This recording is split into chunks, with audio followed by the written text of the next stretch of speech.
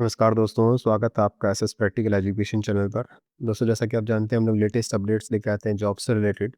तो आज भी उसी सीरीज़ में एक बहुत बहुत बड़ा अपडेट लेके आया हूँ। जी हाँ, आप मेरे स्क्रीन पे देख पा रहे हैं मैनेजर लेवल की पोस्ट आई है यहाँ पे, चाहे वो सिविल डिपार्टमेंट हो, इलेक्ट्रिकल हो, फाइनेंस हो, इंफॉर्मेशन टेक्नोलॉजी हो, मैनेजर आर्किटेक्ट लेवल पे हो, लॉ हो, फायर सर्विसेज हो, ऑपरेशनल हो, कमर्शियल सर्विसेज हो, इवन कॉर्पोरेट प्लानिंग हो, कॉर्पोरेट कम्युनिकेशंस हो, फाइनेंस, लॉ में जूनियर यहाँ पे ये तो मैनेजर लेवल की हो गई और एक कुछ जूनियर लेवल की वैकेंसी भी आई है। चाहे वो लॉ में हो, एग्जीक्यूटिव ऑफ ऑपरेशंस में हो, फाइनेंशियल हो या फिर सर्वे एंड क्रिप्टोग्राफी में हो। तो काफ़ी सारी वैकेंसीज़ दोस्तों यहाँ पे इसमें आई हुई है। जी हाँ, हर डिपार्टमेंट में आप देख पा रहे हैं कि किसी में 140 है, किसी में 16, किसी में 34, किसी में 5, ऐसे करके एन नंबर ऑफ वैकेंसीज आई है। इसकी सारी जानकारी हम लोग इस वीडियो में लेंगे। तो वीडियो को लास्ट तक ज़रूर देखिएगा दोस्तों, ताकि आपके सारे डाउट क्लियर हो जाएँ कि आपको कौन-कौन सी पोस्ट के एलिजिबल हैं और क्या इसके एडवांटेजेज़ हैं पोस्ट को अप्लाई करने के लिए। तो जल्दी से शुरुआत करेंगे हम लोग। उससे पहले अगर आप चैनल पर नए हैं एसएस प्रैक्टिकल एजुकेशन चैनल पर और चैनल को अगर अभी तक सब्सक्राइब नहीं किया है, तो आपसे रिक्वेस्ट है कि चैनल को सब्सक्राइब कर लीजिएगा, जिससे आपके पास लेटेस्ट अपडेट्स एंड नोटिफिकेशन जो है वो आते रहे। तो चलिए शुरुआत करते हैं इस वीडियो में। सबसे पहले मैं आपको बता देता हूँ कि सारी वैकेंसीज़ जो आई है वो काफ़ी अच्छे लेवल की वैकेंसी है। यहाँ पे अनरिज़र्व की भी काफ़ी सारी वैकेंसीज़ है, even EWS, OBC, SC, ST और पीडब्ल्यूडी कैंडिडेट्स अगर कोई हैं, तो उनके लिए भी काफ़ी अच्छी वैकेंसी चाहिए। तो उसकी सारी जानकारी हम देखेंगे इस वीडियो में। ये एब्रीविएशंस कुछ दे रखे हैं कैटेगरी वाइज़, लाइक पीडब्ल्यूडी में किस-किस टाइप की जो मे बी जो वीकनेस है या वीकर सेक्शन है, वो किस टाइप के एक्सेप्टेड है, वो हम लोग देख लेंगे बाद में वीडियो के। अभी मैं आपको मेन-मेन चीज़ें बता देता हूँ पहले।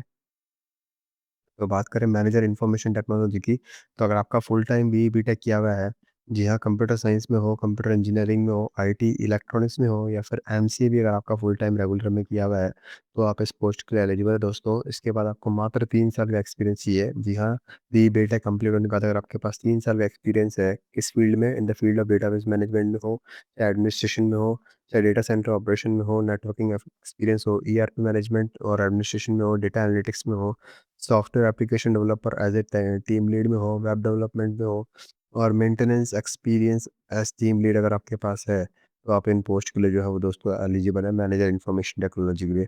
ऐसे ही बात करें मैनेजर फाइनेंस की, तो इस पोस्ट में भी आपके पास अगर आपके पास एमबीए किया हुआ है, जी हाँ, कई लोग बीटेक के बाद एमबीए करते हैं, तो उस पोस्ट के लिए भी दोस्तों आप एलिजिबल है।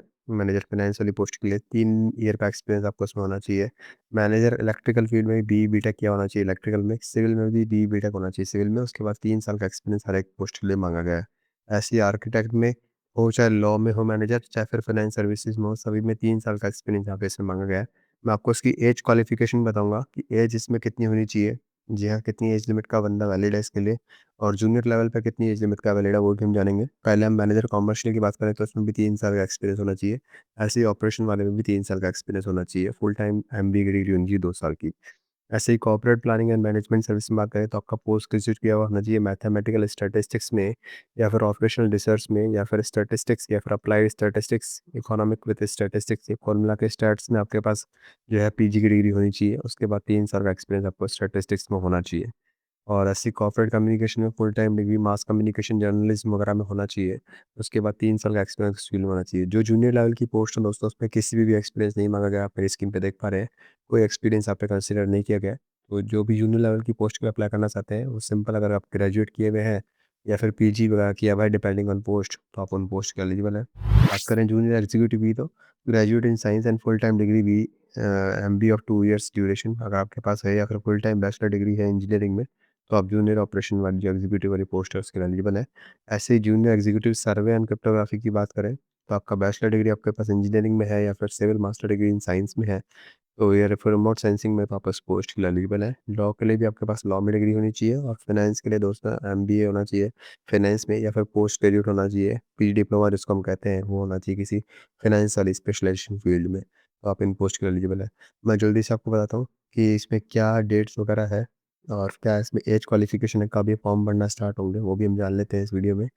तो कैंडिडेट जिनके पास बैचलर की डिग्री है इन टेक्नोलॉजी, एक बात ये भी नोट कर लीजिएगा, कई लोग मेरे पास क्वेश्चन करते हैं कई बार कि अगर हमारा साहब बी की जगह बीटेक किया हुआ है, तो क्या हम इस पोस्ट पे एलिजिबल है या नहीं है? काफ़ी सारे कमेंट आते हैं मेरे पास स्टूडेंट के, तो मैं उनको बता दूं कि वो लोग भी इस पोस्ट के लिए एलिजिबल हैं जिनका बीटेक किया हुआ है, बैचलर इन टेक्नोलॉजी है और which is equivalent to bachelor in engineering, यानी बीई और बीटेक को इन्होंने इक्वल कंसिडर किया है।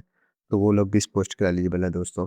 और बात करूँ एक्सप्लेनेशन रिगार्डिंग वर्क एक्सपीरियंस जो है दोस्तों आपका सेंट्रल गवर्नमेंट में है या फिर स्टेट गवर्नमेंट में है या फिर पब्लिक सेक्टर अंडरटेकिंग पीएसयू जिसको कहते हैं, या फिर लार्ज प्राइवेट सेक्टर में है या फिर इंस्टीट्यूशन और कंपनी ऑफ ए रेप्यूट में है, सो आप उस पोस्ट के तो ही आप कंसिडर होंगे। लाइक छोटी कंपनीज या फिर जो स्मॉल कंपनीज है उनका एक्सपीरियंस यहाँ पे नहीं मेंशन किया गया कहीं पे भी।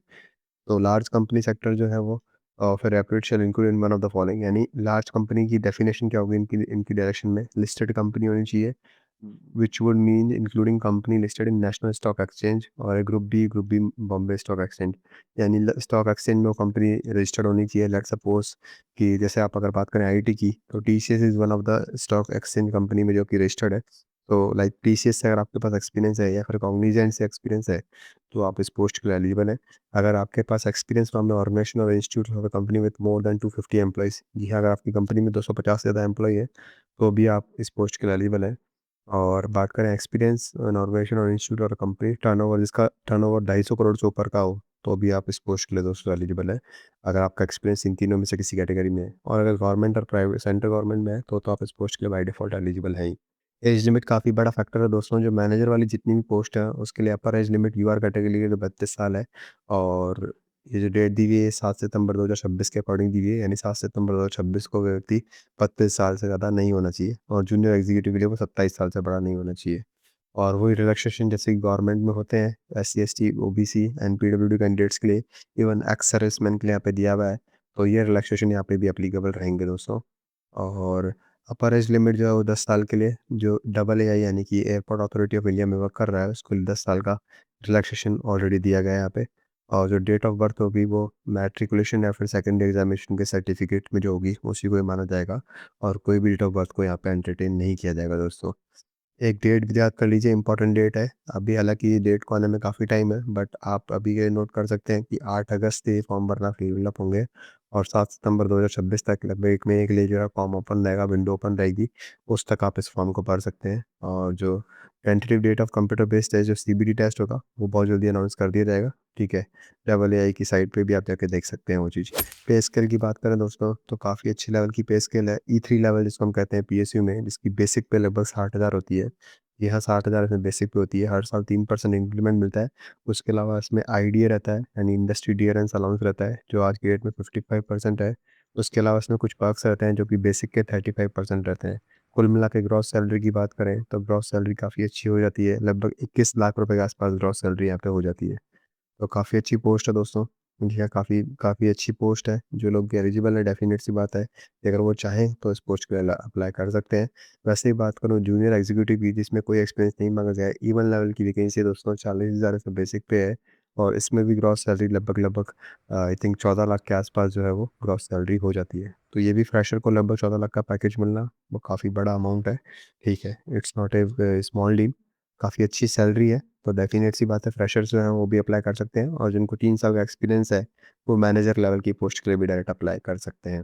देखो इसके अलावा एमोल्यूमेंट्स यहाँ पे लिखा हुआ है, जैसा कि मैं आपको बता रहा हूँ कि in addition to basic pay there will be dearness allowances perks at the rate 35% of basic HRA, उसके अलावा रहेगा अदर बेनिफिट रहेंगे like CPF, gratuity, social security scheme रहेगा, मेडिकल बेनिफिट रहेंगे। तो जो भी और एयरपोर्ट अथॉरिटी इंडिया के रूल्स होते हैं उनके अकॉर्डिंग यहाँ पे फॉलो होंगे। जो अप्रॉक्सिमेटली सैलरी दोस्तों बनने वाली है वो लगभग 21 लाख रुपए मैनेजर लेवल की, जैसा मैंने आपको बताया, और 14 लाख रुपए लगभग जो है वो जूनियर एक्जीक्यूटिव लेवल की जो है सैलरी बन सकती है।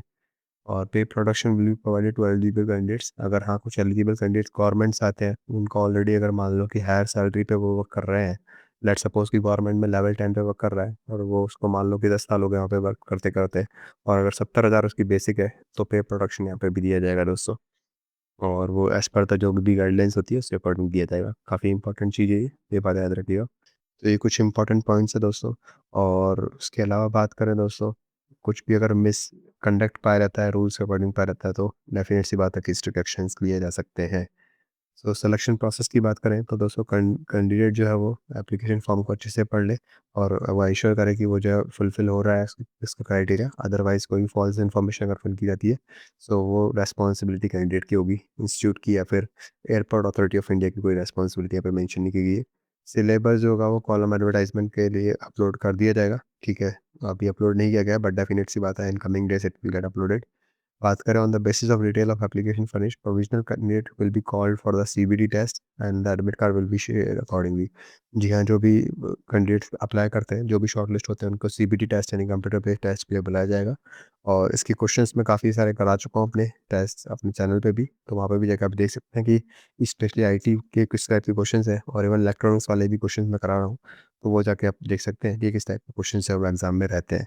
और computer test will be followed by application verification, और उसके बाद एप्लीकेशन वेरिफिकेशन होगा। Post code 1 two also include interview as part of selection process.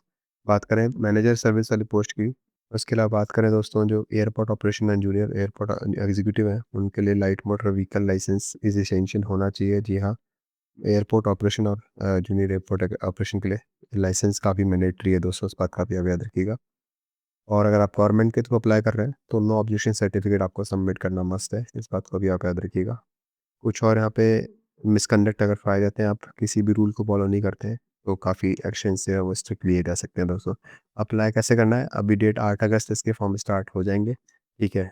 तो आज की डेट में जब मैं वीडियो बना रहा हूँ, अभी तो हम लोग वो डेट आई नहीं है, बट डेफिनेट सी बात है वो डेट आती है तो मैं एक शॉर्ट वीडियो और बना लूँगा कि कैसे इसको अप्लाई करना है, ठीक है। मीनवाइल आप सब्सक्राइब जरूर कर दीजिएगा so that you will get the notification about that job, ठीक है।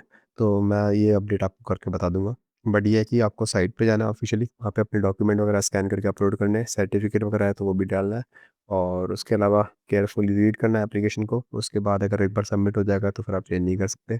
कुछ फोटोग्राफ को लेकर रूल दे रखे हैं, ये आप कमेंट करके मुझे रीच आउट कर लीजिएगा अगर कुछ आपको हेल्प लग रही है। सिग्नेचर को लेकर कुछ रूल्स वगैरह दे रखे हैं, तो ये भी अभी मैं इतना इंपॉर्टेंट नहीं समझता हूँ। बट हाँ, आप एक बार इन रूल्स को पढ़ लीजिएगा डेफिनेटली। लेफ्ट थंब इम्प्रेशन जो है वो वाइट ब्लैक और ब्लू इंक से आपको लगाना पड़ेगा, जिसकी भी सही यहाँ पे 20 से 50 की भी दे रखी है। और डिक्लेरेशन आपको देना पड़ेगा, ये पर्टिकुलर डिक्लेरेशन आपको मेंशन करना पड़ेगा कि जो इन्फॉर्मेशन है वो करेक्ट है, वैलिड है, और सपोर्टिंग डॉक्यूमेंट अगर रिक्वायर होंगे तो मैं आपको सबमिट कर दूंगा। ऐसा आपको मेंशन करना पड़ेगा रिटर्न में। एप्लीकेशन फ़ी की बात करें दोस्तों, 1000 रुपये फ़ीस है, इंक्लूडिंग और जीएसटी सब कुछ इसमें इंक्लूडेड है, ठीक है। और ऑनलाइन मोड के थ्रू ये फीस सबमिट होगी। एससी एसटी कैंडिडेट्स और पीडब्ल्यू कैंडिडेट वुमेन कैंडिडेट्स जो है वो completed 1 year of apprentice training are exempted. जिनका 1 साल हो गया है वहाँ पे सर्विसेज में, तो उनको यहाँ पे एग्जाम्प्ट किया गया है दोस्तों। There is clear facility to print the application from containing candidates are required to take the print out receipt of application. Please note that the same cannot be generated online.